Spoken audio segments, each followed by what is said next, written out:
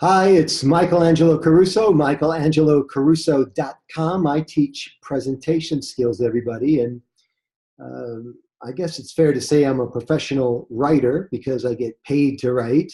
I have a blog post that gets a lot of attention. I write speeches for keynotes that I do all over the world. I create content for my webpage. I coach others on presentation on the written word. And I've been fortunate to have my content shared in a lot of different places. Sometimes it's a contribution that I make, and sometimes it's a paid service to provide these articles.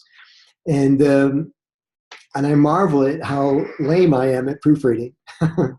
And so what we're going to offer you today are some tips for proofreading so that you're not embarrassed and you don't make mistakes in public. That's really what a proofreading error is, right? If you make a mistake and you're the only one that catches it, it's not so bad. But by definition, if someone catches your error in the written word, it's public. And I'll tell you what, man, there are bad people that would love to take advantage of the fact that you make a mistake. I'm talking about evil people, like family members, and your spouse or partner. Kids are terrible with this. If your kids see that you make a mistake, they're relentless. Also, the competition. If you're in business, competition loves it when you make a mistake.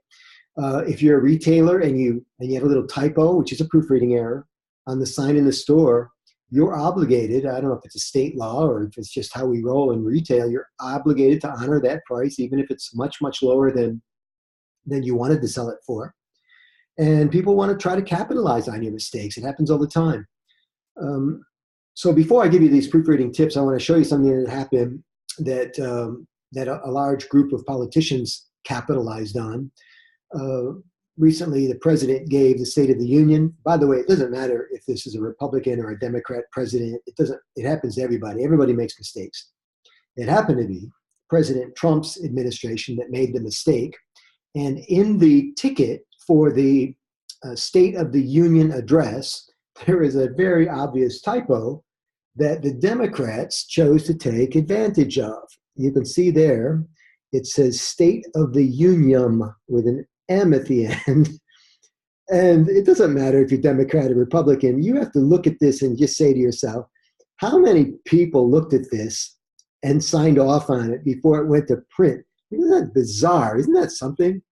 That some of the smartest people in the country allegedly are proofreading this document, and it got by everybody. So the point is, it's not a political point. The point is, this happens to everybody. It happens to the best of us. And I'm going to give you some tips right now so it doesn't happen to you quite as frequently, and then we'll wrap up with some general advice about how to make fewer mistakes in anything that you're doing.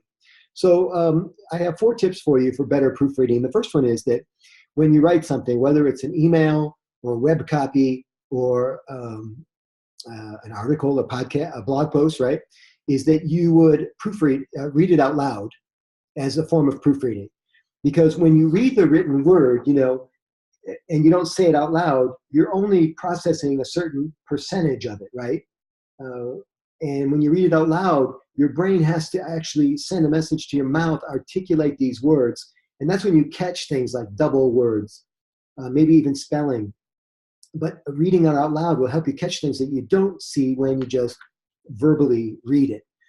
The second technique for proofreading is to, when you read it, do it twice, right? The proofreading process, do it at least twice. And this is especially useful to me. I do realize that everyone's different. But when I proofread, I read it all the way through to check for grammar, right? Things like spelling, syntax, punctuation, extra spaces, stuff like that. Grammar, because that's what I'm focused on when I'm reading it, is grammar. I can't check for grammar and continuity at the same time. So I do a second read through to check for continuity, and I release my brain from the responsibility of looking for stray commas and that sort of thing, right? I want to focus exclusively on continuity in one reading and exclusively on grammar in another reading. This seems to help me catch more mistakes. Again, everyone's different. That's my second tip for you. My third of 4 tips is to actually, after you're done cleaning, cleaning up your mess the best you can, is that you would have someone else proofread it. Always a good idea to have what are called a set of cold eyes on the document. And part of that's because they're not married to it. They're seeing it for the first time.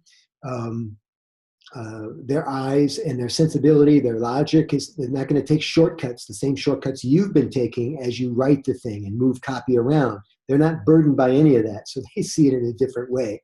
So that's the third technique. And the fourth technique, my favorite one, is this other person that you're going to have proofread it for you. Have it be a pro, P-R-O, short for professional. It doesn't have to be somebody who proofreads professionally. It doesn't have to be someone you pay to do it. But there are people who are really good at proofreading, and they're obsessive compulsive about it. They almost can't help themselves. They're the kind of people that get up in the morning and say, let me see if I can go catch some errors in this newspaper article, right? And they love it. They love catching this stuff because to them, they're just writing the world. So they don't think of you as being, egregious about it, or they might. But the bigger thing for them is they caught it and now they share it with you, right? This is like picking up a piece of litter for them, right? And so that's how you want to use these people if they care to be used in that way. I have a proofreader that I have on retainer, and she's terrific. And I call it a symbiotic relationship. She'd do it for free, man, because she just loves proofreading. But I need it done, and I need somebody to pay attention. So I pay her money. So those are the four techniques. You want to read the document aloud instead of reading it just to yourself. You want to read it for different things in different pass-throughs, right? Once for grammar, once for continuity. Read it once for expression, just to see if it seems like it flows, right? The third tip is to have someone else proofread it other than yourself, cold eyes. And the fourth tip is to have a pro or someone who's obsessive compulsive, a grammarian, right? A grammarian or a librarian. These people are very particular. Nothing gets by them, right? So if your document's important, make sure you leave time in the creation process. That's one of the biggest problems is we move too fast. So some general tips at the end. You've got to take your time with important documents. Don't be rushed, even if you're under deadline. The second is to clarify or over-communicate when be sure. Test it with people. Have somebody read it. How's this sound to you? Does this resonate to you? Is this clear with you? Right? You're going to test it with people. And by over-communicating, you get a sense of whether or not it's really working. Always better to over-communicate than to under-communicate. And then finally, you want to choose the best modality for that communication, right? So you want to, if it's better to sit with somebody and look at the copy to proofread it, is it better to send it to them and send it back to you? There are ways that you can redline it or annotate it in a document and have the person send it back. And in a lot of cases, if it's pretty clean, and I just say it's a blog post and there's only 3 or 4 things, and I haven't visited with the person, they'll say paragraph 2, second sentence, change this. And then I can change it in real time, which is a blessing, man, when we can do that. So I hope these tips are helpful for you as you proofread. Remember, it's your image that you're cleaning up when you do proofreading. And best of luck with all your writing. More tips on communication, on writing, speaking, especially speaking, at michaelangelocaruso.com. And don't forget to subscribe to my YouTube channel where you can be notified of new videos as they're posted. So it's youtube.com/Michaelangelo Caruso. Subscribe, baby. Thank you.